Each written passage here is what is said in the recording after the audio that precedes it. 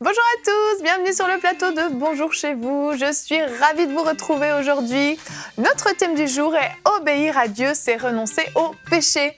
Et aujourd'hui, c'est Jérémy qui va nous apporter la pensée du jour. Ensuite, dans la rubrique famille, Anne nous expliquera comment éduquer nos enfants sans les déformer. Voilà, vous connaissez le programme, je vais retrouver les chroniqueurs.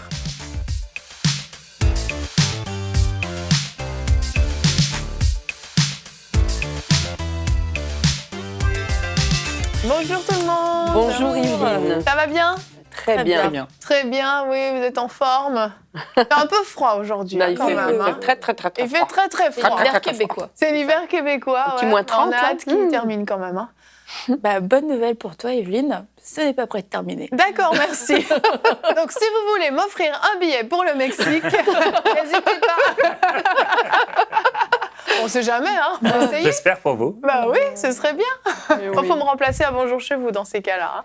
Il faudrait que tu donnes ton adresse quand même, parce que... Je vous la donnerai en Ils message peuvent écrire privé. enseignement.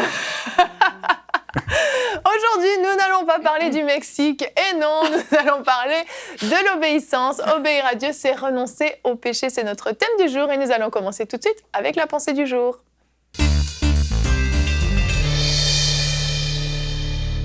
Jérémy, le titre de ta pensée, l'obéissance donne naissance. Exactement, l'obéissance nous amène à une expérience formidable, c'est de donner naissance. Par l'obéissance, on peut donner naissance à beaucoup de choses dans nos vies et ça nous apporte beaucoup de bienfaits. La première chose, c'est que déjà, effectivement, l'obéissance va nous amener à recevoir des récompenses. Il y a diverses récompenses qui sont données suite à notre obéissance envers Dieu. Obéir à Dieu, c'est renoncer au péché. On sait que le péché, c'est manquer la cible. C'est tout ce qui n'est pas dans la volonté de Dieu pour nous. Et nous savons que la volonté de Dieu pour nous, c'est vraiment le meilleur. L'obéissance donne naissance à des privilèges, à des récompenses, à des bénédictions de Dieu. On peut le voir à travers l'Ancien Testament, le Nouveau Testament. Quand vous obéissez à Dieu, vous bénéficiez de récompenses spirituelles, mais aussi physiques et matérielles. Dieu l'a clairement exprimé à travers les différentes alliances dans la parole de Dieu. Quand nous obéissons au Seigneur, par exemple, lorsque nous semons, alors que Dieu nous parle, alors il donnera au semeur de quoi semer et du pain pour sa nourriture. Il vous fournira et vous multipliera la semence afin que vous soyez une source de bénédiction. Il y a aussi la présence de Dieu qui est une récompense. Dieu dit par exemple « Approchez-vous de moi et je m'approcherai de vous ». Alors si on obéit à cette parole, la présence de Dieu manifeste vient dans nos vies. Le Saint-Esprit, la Bible dit que le Saint-Esprit est donné à ceux qui lui obéissent. Le Saint-Esprit, c'est aussi une récompense extraordinaire, la présence de Dieu à travers la personne du Saint-Esprit qui vient dans nos vies. La justification à travers Jésus-Christ, c'est par l'obéissance qu'il a accomplie sur la terre qu'aujourd'hui on est justifié par l'obéissance d'un seul. Tous ont été justifiés. La purification de l'âme ou encore la délivrance sont des choses que Dieu nous donne parce qu'on obéit. Maintenant, l'obéissance, elle va aussi faire autre chose, c'est qu'elle va former notre caractère. Et quand on va obéir à Dieu, il y a des choses qui vont s'exprimer à travers nous, qui vont naître à travers nous. Par exemple, la maîtrise de soi. La maîtrise de soi, c'est quelque chose qui va naître. La stabilité, l'endurance, le perfectionnement, la sanctification sont toutes ou tous des fruits qui vont naître à partir de notre obéissance. Lorsqu'on obéit à Dieu, on n'est pas en train de perdre quelque chose, mais on est en train de donner naissance à quelque chose dans nos vies. Donc l'obéissance fait naître un fruit selon le domaine dans lequel on l'utilise. Cette obéissance, elle forme notre caractère et c'est vraiment un fruit précieux qu'elle va faire naître. Autre chose, c'est que l'obéissance, c'est avantageux. C'est avantageux pour nous d'obéir. Alors on pourrait dire à un adolescent d'arrêter de jouer à sa console vidéo ou une adolescente de quitter son petit ami. Pour eux, ça ne leur paraîtrait pas avantageux de le faire. Et pourtant, quand Dieu nous demande d'obéir, ça paraît souvent et parfois un sujet de tristesse. On n'a pas envie. Ça nous rend triste, ça fait du mal à la chair, on a l'impression de perdre quelque chose. Mais quand Dieu nous demande d'abandonner quelque chose, pourtant, il faut comprendre que c'est avantageux. C'est toujours avantageux de renoncer au péché. C'est toujours avantageux d'obéir à Dieu parce qu'il sait le meilleur pour nous. Une chose aussi que fait naître l'obéissance, et ça peut vous paraître un peu spécial, c'est que ça fait naître la mort. L'obéissance fait naître la mort, le renoncement à notre vie, la mort à nous-mêmes, le renoncement au péché. Il est dit de Christ qu'il a appris l'obéissance par les choses qu'il a souffertes. Quand il a souffert et quand Dieu l'a appelé à renoncer au péché quand il était dans le désert et à toutes les périodes de sa vie, comme nous, bien sûr, chaque jour, il a dû renoncer au péché. Il a dû renoncer à retourner en arrière. Il a dû renoncer à appeler des anges au moment où il en avait besoin. Il a dû renoncer à manifester la puissance de Dieu pour transformer ses pierres en pain quand le diable est venu le tenter. Il a dû renoncer à bien des reprises de vouloir se venger par lui-même. Il a renoncé au péché et en renonçant au péché, il a appris l'obéissance. Cependant, il faut qu'on se rappelle qu'obéir nous mènera toujours à la bénédiction. Même si c'est à travers les souffrances, ça nous amènera à la bénédiction pour nous-mêmes, mais aussi parfois, et c'est le cas de Christ, pour les autres. Par exemple, Paul va s'exprimer ainsi concernant la bénédiction qui est apportée aux autres suite à notre propre obéissance. Il dira « Déjà, vous êtes rassasiés. Déjà, vous êtes riches. Sans nous, vous avez commencé à régner. Et puissiez-vous régner en effet, pour que nous aussi, nous puissions régner. Car Dieu, ce me semble, a fait de nous, apôtres, les derniers des hommes, des condamnés à mort en quelque sorte, puisque nous avons été en spectacle au monde, aux anges et aux hommes. Nous sommes fous à cause de Christ, mais vous êtes sages. Nous sommes faibles, mais vous êtes forts. Vous êtes honorés et nous sommes méprisés. Et il dira un peu plus loin, car quand vous auriez 10 000 maîtres en Christ, vous n'avez cependant pas plusieurs pères, puisque c'est moi qui vous ai engendré ou qui vous ai donné naissance en Jésus-Christ. L'obéissance des apôtres a apporté une grande bénédiction dans la vie de leurs disciples. Et l'obéissance dans nos vies n'est pas seulement une bénédiction pour nous, mais elle est aussi une bénédiction pour nos fils. Elle est une bénédiction pour les gens qui nous entourent. Et c'est pourquoi, si nous voulons renoncer au péché, c'est parce que, bien sûr, nous aimons Dieu, parce que nous l'adorons et nous ne voulons pas lui déplaire. Mais c'est aussi parce que nous avons un focus sur le fruit apporté, les choses que nous devons apporter autour de nous. Ce que Dieu nous a dit, l'apôtre dira encore, nous savons qu'en demeurant dans ce corps, nous demeurons loin du Seigneur. Nous aimons mieux quitter ce corps et demeurer auprès du Seigneur. C'est pour cela aussi que nous nous efforçons de lui être agréable ou encore d'obéir, soit que nous demeurions dans ce corps, soit que nous le quittions. Obéir à Dieu, c'est mourir à quelque chose d'humain. C'est quitter quelque chose. Et pour recevoir les choses qui sont en Christ, il nous faut mourir à nous-mêmes, renoncer au péché en obéissant à la parole de Christ. Et pour terminer, l'obéissance, comme on a vu, elle donne naissance, la mort à soi-même, le renoncement, la mort au passé, la mort à la désobéissance, la mort au péché et au négatif dans nos vies, la mort à la souillure et au pouvoir satanique. L'obéissance est puissante et sans obéissance, personne ne verra le Seigneur. Amen. Toute une pensée, hein. Ouais. Toute une pensée qui paraît difficile à recevoir quand on l'écoute comme ça, mais en réalité qui est une vraie bénédiction pour celui qui le mettra en pratique, parce que oui, l'obéissance est quelque chose d'indispensable. Et d'ailleurs, nous, si on est ici aujourd'hui, si on est enfant de Dieu, c'est parce qu'un jour, on a décidé d'obéir au Seigneur, de lui donner notre vie, de tout lui remettre et puis d'accepter sa vie en retour, en fait. Donc, c'était déjà l'obéissance, tout commence avec l'obéissance. Notre verset du jour aujourd'hui est dans 1 Pierre 1, 4. « Comme des enfants obéissants, ne vous laissez plus diriger par les passions qui vous gouvernaient autrefois. » Et c'est vraiment un verset qui est très important, surtout dans les temps dans lesquels nous sommes. Les passions qui nous gouvernaient autrefois, donc quand on était dans le monde, mais ce sont aussi les passions qui gouvernent ce monde actuellement. C'est des passions aujourd'hui, il y a toutes sortes de choses, on le voit, il suffit juste d'allumer la télévision et on voit à quel point le péché est là, à notre porte, et attend juste une chose, c'est qu'on lui dise, bah vas-y, entre, viens. Et toutes les tentations sont là, tout est là pour nous donner le désir de pécher, l'envie de pécher, et notre décision à nous doit être de marcher vraiment dans l'obéissance. Oui, tout à fait. Ça me fait penser au verset de Galates 5,16 qui dit « Marchez selon l'esprit et vous n'accomplirez pas les désirs de la chair, car la chair a des désirs contraires à ceux de l'esprit. » Amen.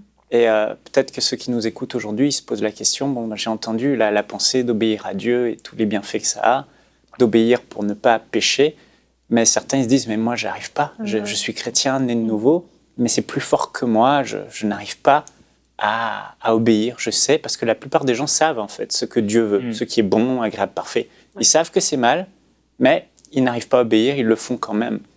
Et il faut réaliser que l'ennemi, en fait, dans la vie de ceux qui pêchent, c'est pas forcément le diable, comme beaucoup le pensent, mais l'ennemi numéro 1, c'est la chair. Oui. Et on a en nous, et on aura en nous toujours ce combat jusqu'à ce que Jésus vienne nous chercher et qu'on ait notre nouveau corps. On aura toujours cette chair, d'un côté qui nous tire vers les désirs de la chair, Et on aura de l'autre côté notre esprit qui nous tire vers les désirs du Saint-Esprit qui habite dans notre esprit, les désirs de Dieu.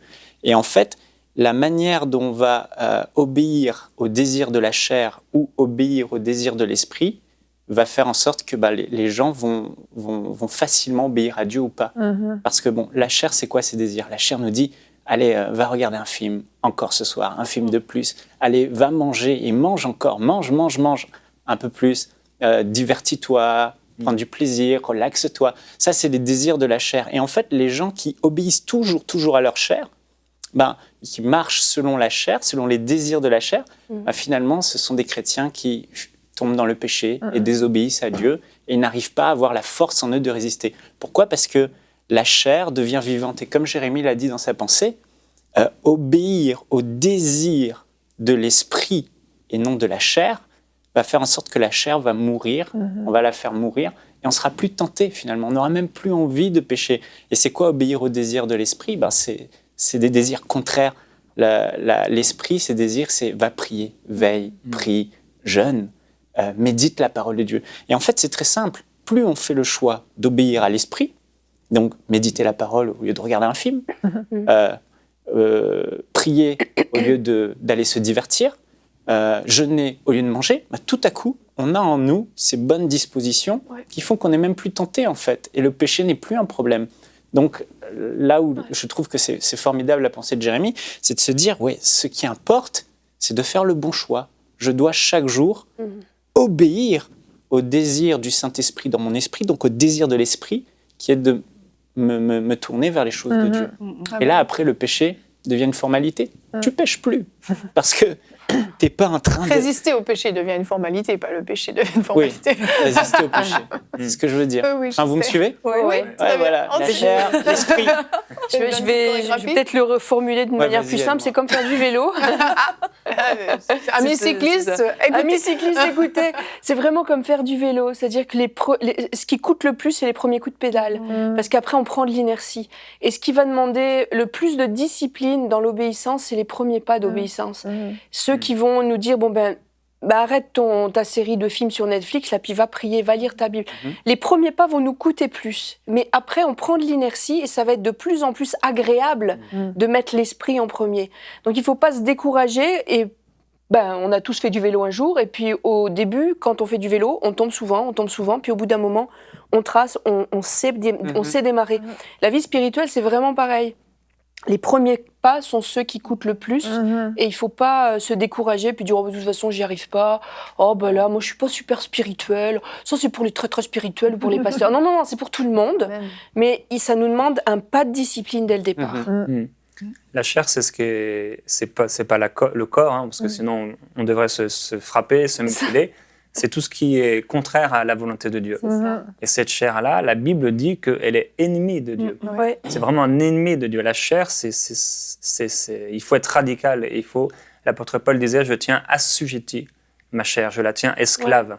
La Bible dit encore, ceux qui marchent en Jésus, ils ont crucifié la chair avec ses passions et avec ses désirs. La chair, il ne faut pas la voir comme une amie, il faut vraiment la voir comme elle est une ennemie.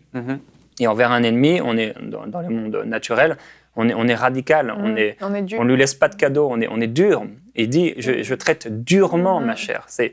Il est dur avec la chair, il se refuse que la chair puisse le dominer et il faut la crucifier, la chair. Exactement. Il faut que jour après jour, cette chair ne prenne pas le dessus. Il faut qu'on domine sur elle. Il faut que l'esprit soit le plus fort et qu'on se focalise sur l'esprit. Il faut que notre esprit prenne de plus en plus de place, la présence du Saint-Esprit en nous, la gloire de Dieu en nous, la méditation de la parole de Dieu, la vie avec Christ, la recherche de la présence de Dieu, de l'onction, de la révélation de Christ. Il faut que ces choses prennent de la place en nous, qu'on soit spirituel, qu'on cherche les choses d'en haut. Si on cherche les choses d'en haut, on ne sera pas dirigé vers les choses qui sont sur la terre. Exactement, parce qu'autant, comme tu l'as dit Anne, en parlant du vélo, autant c'est valable pour l'esprit, autant c'est valable pour la chair en fait. Et quand on commence à lâcher un petit peu de lest à la chair, il y a eu le temps des fêtes là dernièrement par exemple, on se repose, on casse nos habitudes, on perd notre rythme et tout à coup on voit que la chair commence à prendre beaucoup plus de place et puis nos désirs sont beaucoup moins tournés vers les choses de l'esprit. Donc c'est le cas dans un sens comme dans l'autre et c'est là où c'est important d'être vigilant en fait. On n'est pas redevable à la chair. Paul dit aussi qu'on n'est pas redevable à la chair. Et en fait, lorsque la chair nous fait des appels, c'est ça, c'est de savoir quelle est sa place par rapport à nous. C'est notre ennemi. On n'est pas obligé de lui dire oui, on n'est pas obligé de lui répondre. Ce ne sont pas des besoins légitimes, ce ne sont pas des besoins primaires qui font que si je n'obéis pas à ma chair, je vais mourir parce que finalement, j'ai besoin de regarder un film, j'ai besoin. Et c'est toujours, comme tu disais, Anne, à qui profite le crime ? C'est ça. À qui cette action va profiter et on va voir que les désirs de la chair nous éloignent toujours de la présence de Dieu. Et il faut commencer quelque part. Et une fois qu'on a commencé, ça va devenir naturel en fait de renoncer au péché. On va s'en éloigner comme le nord et le sud s'en éloignent, l'est et l'ouest. On va s'en éloigner et petit à petit, sans forcément qu'on soit non, il faut que j'arrête de pécher. C'est le péché est très loin. Le péché ne fait plus partie de notre environnement proche. C'est ça, t'es plus en train de lutter en fait en continu, parce que c'est ça qui épuise les chrétiens, c'est qu'ils ont l'impression d'être en train de lutter toujours, de résister, et ça les épuise. Et puis bon, il y a de quoi, parce qu'en fait, on n'est pas censé être en permanence en train de résister. La Bible dit résister au diable et il fuira loin de vous. Donc il y a un moment où le péché doit s'éloigner, comme tu dis, doit être suffisamment loin pour qu'il ne vienne plus nous déranger. Il faut rester vigilant, bien entendu, mais il faut arriver au stade où on n'est plus sans arrêt tiraillé entre les deux à vivre ce moment. Et puis parfois, il y a des décisions drastiques à prendre dans notre vie. Si on a un problème avec la masturbation, la pornographie, peut-être qu'il faut se séparer de son ordinateur, ne serait-ce que pour un temps, ou voilà, mettre des filtres à sa connexion Internet, j'en sais rien. Il y a des décisions drastiques qu'il faut jeûner ses passions, en fait. Oui, c'est ça. Non aux passions. Exactement. Et le jeûne, c'est vraiment efficace. Parce que là, peut-être vous nous regardez, vous dites, mais j'arrive vraiment pas. Et le jeûne, c'est vraiment radical. Prenez 3 jours de jeûne, ne mangez pas et lisez votre Bible. Vous allez voir, le premier jour, ça va être dur. Le deuxième, priez, jeûnez et lisez la Bible. Et vous allez voir qu'au bout de 3 jours, 3e jour, vous êtes vraiment bien. Et c'est comme une balance, en fait. Vous ne pouvez pas être spirituel et charnel en même temps. C'est vraiment une balance. Si la chair est au top, vous nourrissez la chair, l'esprit sera en bas. Si vous nourrissez l'esprit, la chair sera en bas. C'est une balance, en fait. Si vous voulez être là, mais il faut commencer à investir là, dans l'esprit. L'esprit, vous investissez. Et puis, voilà, c'est comme ça. Donc, voilà. Amen, amen. On va continuer sur le thème de l'obéissance, parce que l'obéissance, ça s'apprend, et ça s'apprend dès le plus jeune âge. Et je pense même que si on a appris à être obéissant envers nos parents, ça va être d'autant plus facile à être obéissant à Dieu. Donc, on va continuer avec la rubrique famille.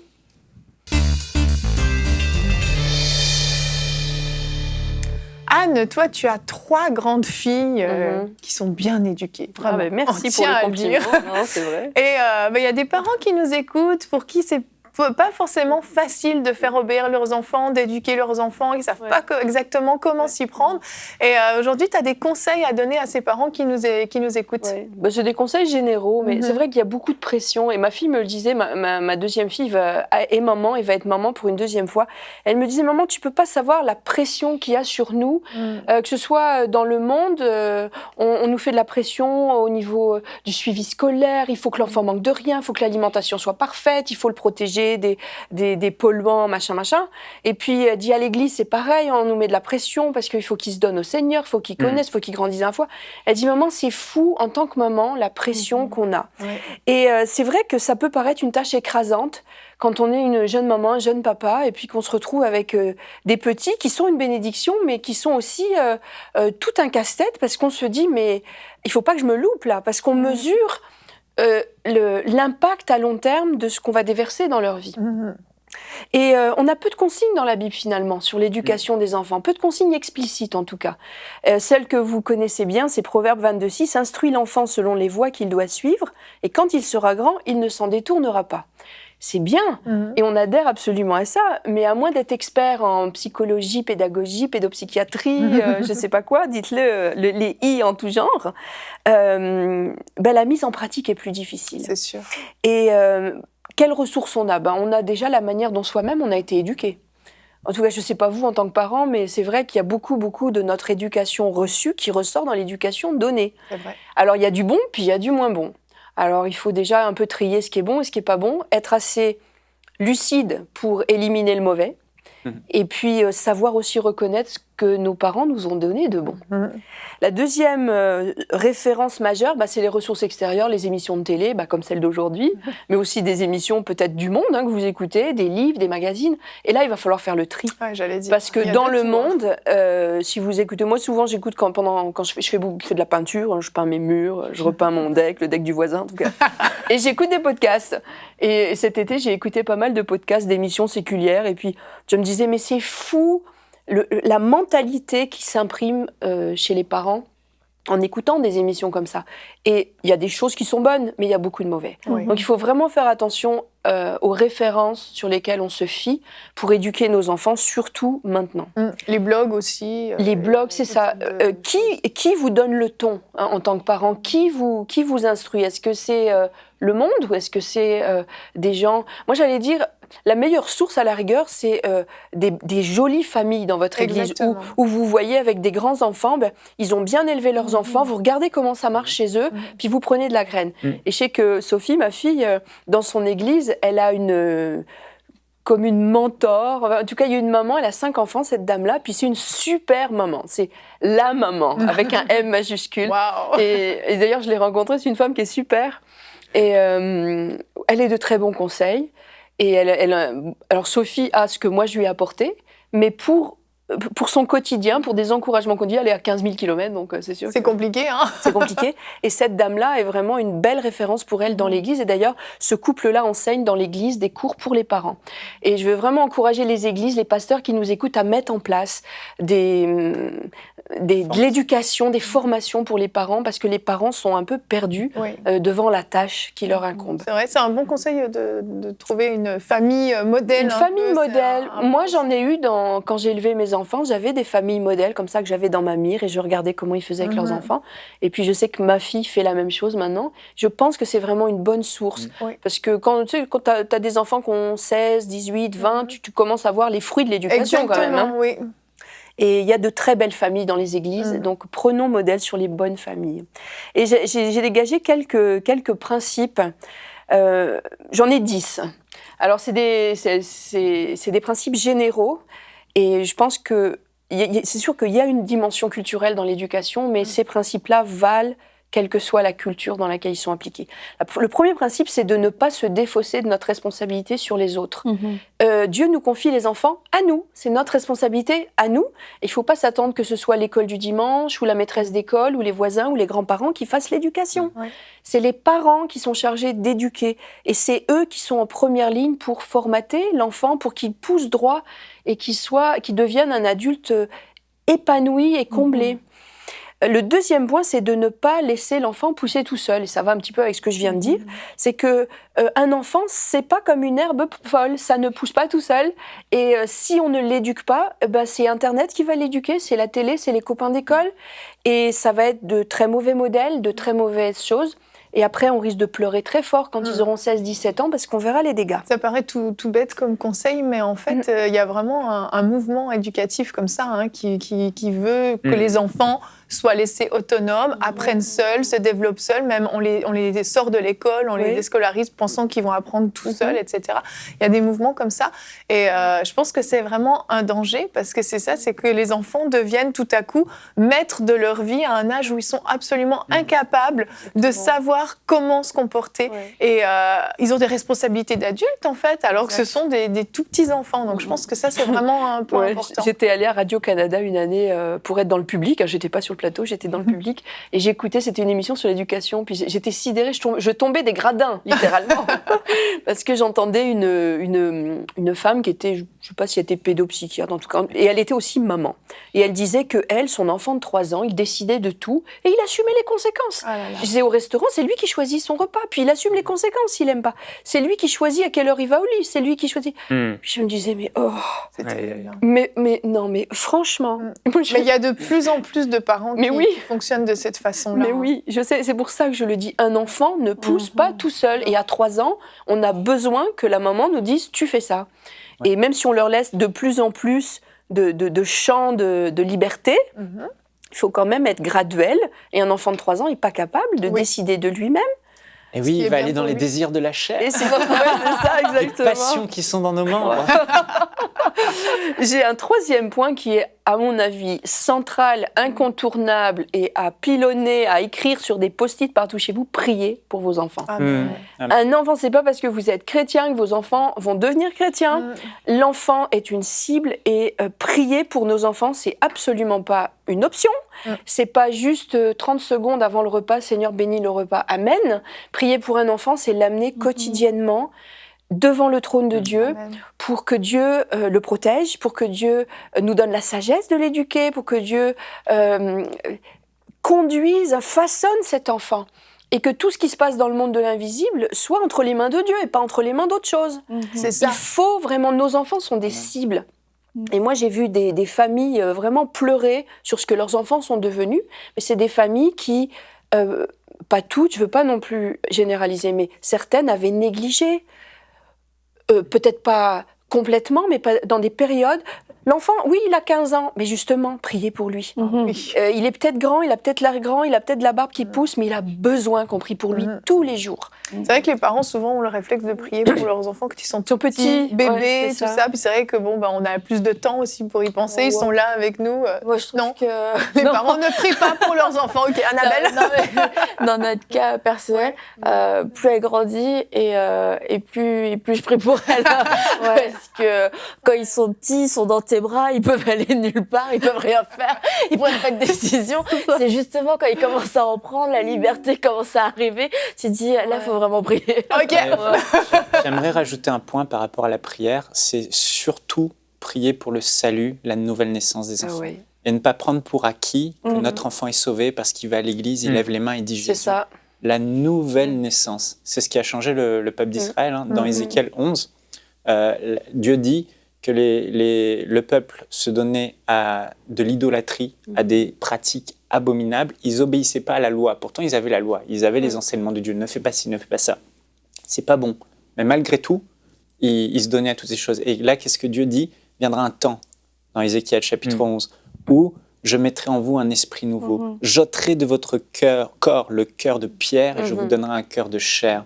Et là, il parlait de la nouvelle naissance. Et moi, je me souviens, pendant que tu parlais, à 14 ans, j'allais dans des camps de jeunes et je voulais changer, je voulais devenir un bon garçon. J'allais à l'église, je disais 7 fois je serai fidèle, j'obéirai à papa, maman, je ferai le ménage, je serai un bon garçon, je mentirai plus, je volerai plus. Mais j'arrivais pas. Mais le jour où Jésus est rentré dans mon cœur, le Saint-Esprit est venu habiter en moi.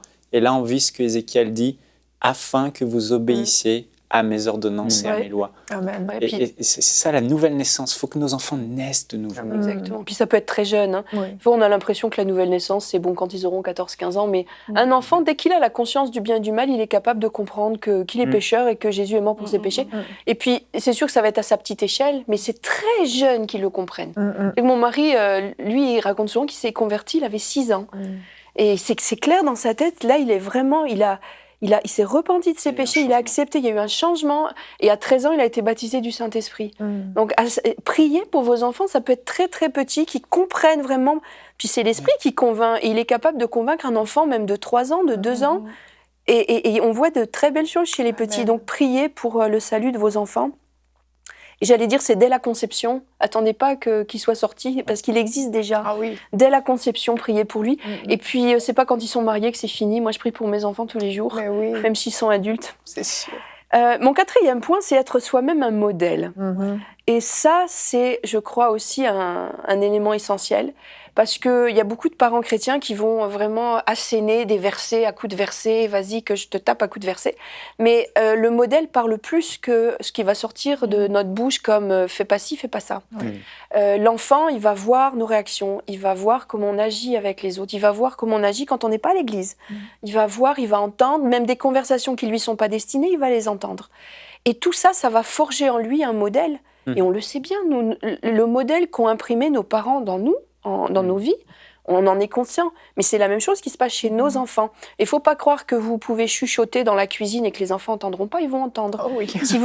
Si vous dites des horreurs dans la cuisine, les enfants, c'est sûr qu'au moment le pire, ils vont écouter. Ou à travers une cloison, ils vont vous observer dans la voiture quand vous croyez qu'ils dorment, ils écoutent. Donc, soyez des modèles. Ils sont partout. Ils sont partout, c'est ça. C'est Big Brother, les enfants. Il ne faut pas croire que... Les enfants sont intelligents, ils sont perspicaces et ils voient. Oh oui. J'allais dire, plus ils grandissent, plus ils vont voir de trucs. Mais ce n'est pas parce qu'ils ont 3 ans qu'ils ne voient rien. Non. Et ça va imprimer des modèles. Donc si on est un modèle de foi, un modèle de comportement, un modèle dans nos paroles, eh ben, l'enfant, naturellement, va prendre le pli de ses parents. Oui. Et moi, je trouve qu'il y a de la négligence par rapport au modèle. On dit des belles choses, on raconte des histoires bibliques, mais notre modèle, il est vraiment parfois déficient. Et moi, j'ai été femme de pasteur pendant 22 ans et pasteur moi-même, et j'ai vu des familles qui se désolaient que les enfants tournent mal et se dégoûtent de l'église, mais les parents disaient des choses et ils ne faisaient pas ce qu'ils disaient. Donc, si vous voulez que vos enfants marchent droit et soient des adultes complets, ben, soyez des modèles. Amen. Mon 5e point, c'était ne pas les traiter en adultes avant l'heure. Un enfant de 13 ans n'est pas un adulte. Un enfant de 15 ans n'est pas un adulte. Et il a encore besoin de se faire redresser. Et la figure d'autorité, c'est vous. Et c'est pas parce qu'il résiste qu'il faut capituler puis laisser tomber. Moi, un jour, il y avait une femme qui m'a appelée chez moi, ça fait longtemps. Elle avait un enfant de 14 ans, non, quel âge il avait? Peut-être 13 ans. Et elle m'appelle, elle dit, je ne sais pas quoi faire, il est en train de tout casser. Ben, je me suis dit, ouh là là, il y a eu du dressage qui n'a pas été fait.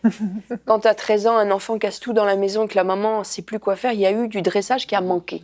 Et que vraiment, je prie que vous mettiez en place dès tout petit, un bon dressage. Je ne dis pas de la méchanceté, mais du dressage, du bon dressage, sain, pour l'amour de l'enfant, pour pas qu'après il fasse n'importe quoi. Un enfant pas dressé est un enfant malheureux. N'interprétez pas le mot dressage de la mauvaise façon. Non, mais du dressage dans le sens... que les gens ne pensent pas que tu compares un enfant à un animal, c'est pour ça. Non, mais il y a... Dans le mot dressage, il y a vraiment comme redresser. Oui. Hein, de redresser, c'est remettre droit. Dresser, c'est mettre droit. Donc un dressage, c'est mettre votre enfant droit. Par votre modèle, par ce que vous allez donner, par l'amour que vous allez donner à l'enfant, par les soins que vous allez... Les limites que vous allez lui apporter. Un enfant qui n'a pas de limites, c'est pas un enfant aimé, c'est un enfant négligé. Alors... Ce serait tout un thème, ça. Oui, exactement. On pourra d'ailleurs le développer. Un autre point aussi, c'est appliquer les principes bibliques de relations humaines envers vos enfants. Il y a des principes de pardon, de bienveillance, de patience, de bonté, le fait de faire passer les intérêts de l'enfant avant les siens. Ça, c'est des principes bibliques qui sont valables pour nos relations humaines, mais en particulier en tant que parents vis-à-vis de nos enfants. De les encourager, les exhorter. Et c'est notre rôle. Et toujours garder en tête que l'enfant est une personne qui n'est pas terminée. Même nous, on n'est pas des gens finis. Dieu est en processus avec nous. Et un enfant, il a des choses à apprendre. Et c'est pas la peine de le cataloguer, de l'étiqueter comme, bon, on fera rien de lui. Ou il est méchant, ou il est agité, ou il est je sais pas quoi. Ne mettez pas d'étiquette sur votre enfant, parce que si vous lisez je lisais hier une biographie d'un remarquable évangéliste qui a eu beaucoup de résultats glorieux dans son ministère. C'était un enfant turbulent, qui posait beaucoup de soucis à ses parents. Mais sa mère était une femme de Dieu qui a prié pour lui, qui a toujours été patiente, pleine d'amour envers lui. Et cet homme-là, à un moment donné, à 17 ans, il s'est converti, il est devenu un formidable homme de Dieu. Donc ne perdez jamais courage. Un enfant, il ne faut pas lui mettre d'étiquette. Vous ne connaissez pas les plans de Dieu pour cet enfant. Un autre point aussi qui est important, c'est de ne pas faire de chantage pseudo-biblique. Parce qu'il y a des parents qui vont mettre Dieu à toutes les sauces et vont substituer Dieu à leur figure d'autorité. Dieu, on ne le met pas à toutes les sauces. C'est pas Dieu va te punir, Jésus va pas t'aimer, Jésus va ci et Jésus va ça. Non, c'est vous la maman, c'est vous le papa. C'est à vous de faire la discipline. C'est pas Jésus qui va la faire à votre place. Amen. Ça c'est dit. Et que votre oui soit oui, que votre non soit non. Si vous faites des promesses, si vous dites des choses, faites ce que vous dites et faites ce que vous avez promis, parce que l'enfant, après, va perdre confiance. Et il faut être constant et cohérent dans ce qu'on fait. Et quand on a promis une récompense, il faut la donner. Quand on a promis une punition. Quand on a promis une punition, il faut aussi la donner. Et souvent, ça nous coûte plus à nous qu'à eux, finalement. Ça nous coûte plus. Quand tu es plus fâché, tu n'as plus envie de les Mais punir. non. Je pense que c'est plus facile pour la maman de faire ça que le papa, non? Parce que moi, j'ai un peu de mal. Cliché. À être constant, cohérent. C'est une façon de se décharger sur moi. Cliché. Des fois, je veux le punir, puis après, petit sourire. Puis, j'arrive plus, quoi. On est Mais plus, il faut, on est plus mais tendres, nous, les hommes. Tu parles. Je vois sa maman qui est la constante malgré tout. Je fais, ouais, c'est bien, elle a raison. Il est plus facilement manipulable que moi. T'es un Par ses vendu. Oui, juste par ses enfants, oui. Et mon dernier point, c'était agir selon la vérité. Agir et parler selon la vérité. Bannir absolument le mensonge de notre contexte familial, de nos discussions, de ce qu'on fait croire ou pas aux enfants. Parce que si vous laissez le mensonge s'installer dans votre famille, l'enfant va être perdu et va, en grandissant, il va se sentir amer. Et le pardon va être difficile. Les enfants qui grandissent dans des foyers où on leur a caché des choses importantes, où on leur a menti sciemment, ces enfants-là deviennent des adultes amers et qui ont de la difficulté à pardonner. Bannissez le mensonge de vos foyers. Un enfant lui fait pas croire n'importe quelle niaiserie. Un enfant a besoin de la vérité comme un adulte. Et le mensonge n'a rien à faire. Apocalypse 22, relisez-le. Les menteurs sont mis au même rang que les meurtriers. Un enfant ne doit pas être traité comme, je sais pas, c'est manquer de respect à l'enfant que de lui mentir. Et puis tu brises la relation de confiance. Bah après, oui, en fait. bah bien Et sûr. quelquefois, les parents mentent parce qu'il y a des secrets de famille qui sont difficiles à apporter. Et on se dit, c'est mieux qu'ils grandissent comme ça. Mais une fois que le mensonge, la vérité éclate plutôt, ça remet en question tout ce qui a été dit, tout ce qui a été fait, y compris l'amour qui était pourtant sincère. Et donc, en fait, le mensonge n'est jamais la solution parce que la vérité finit souvent par éclater. On a fait une émission de Paroles de femmes sur ce thème c'était très d'ailleurs, fort, qui était d'ailleurs. vraiment bien. Oui. Quelqu'un a dit, dis toujours la vérité, même si ça doit te coûter la vie. Ouais. Voilà. Ah, tu as jeté un froid là. Mais c'est- on attend c'est de vrai. Dieu de la miséricorde envers nous et on doit agir comme Dieu agit envers nous. Exactement. On doit agir comme ça envers nos enfants. Et un enfant a besoin de notre miséricorde. Et la miséricorde, ça ne veut pas dire laisser tout faire. Comme je le dis, la miséricorde, c'est vraiment agir avec bonté, bienveillance, en ayant toujours en vue les plans de Dieu pour l'enfant. Exactement, ouais. Waouh, c'est puissant, hein? T'as pris des notes? Non, justement, je voulais dire que vous qui nous suivez en direct, vous pouvez regarder le replay. Je peux me permettre? Mais oui. Vous pouvez aller sur emcitv.com ou sur Apple TV ou Roku, l'application EMCI TV, et re-regarder cette émission en replay avec un stylo, un carnet et noter les points. Exact, oui, vraiment. Tellement bon. Vraiment, ouais. Merci beaucoup, Anne. Il y a beaucoup de choses à dire, Il y j'ai a- l'impression de bâcler, mais Non, mais on Mais pourra détailler on pourra ces détailler points dans certains d'autres points. rubriques famille. On en a plein à faire encore. Mais c'est une belle introduction par rapport à notre thème qui était donc lié à l'obéissance pour les parents. C'est des bons conseils que tu as donnés, merci, parce que c'est vrai, comme tu l'as dit, en tant que parent, on est parfois un petit peu perdu par rapport à tout ce qui nous est proposé, toutes ces sortes d'éducation différentes. Et puis comme ta fille te l'a dit, c'est vrai qu'il y a beaucoup de pression sur les épaules des parents. j'ai l'impression qu'il y en a plus maintenant que de mon temps. Mais on a des bons modèles. Exactement. C'est vrai, vous êtes un beau modèle. C'est vrai, vraiment, vraiment. Ah, c'est sûr, il y a une pression. Peut-être plus maintenant, c'est possible. Ça doit être à cause des médias qui sont accessibles. On a accès à tout. Tout le monde fait des émissions sur tout, des blogs sur tout. Et puis bon, ça met peut-être une pression. En tout cas, j'espère à la maison que vous avez pu recevoir tous ces bons conseils de Anne et puis que vos enfants vont pouvoir pousser droit parce que c'est vraiment notre prière. D'ailleurs, Anne, est-ce que tu veux bien prier pour les parents qui se sentent un petit peu démunis par rapport à toute cette montagne qu'est l'éducation des enfants? Amen. Oui, Seigneur, merci. Merci parce que tu nous donnes la sagesse d'en haut et par ta parole, nous apprenons ce qui est dans le cœur de notre Père Céleste. Et c'est avec cette sagesse-là que nous voulons éduquer les enfants.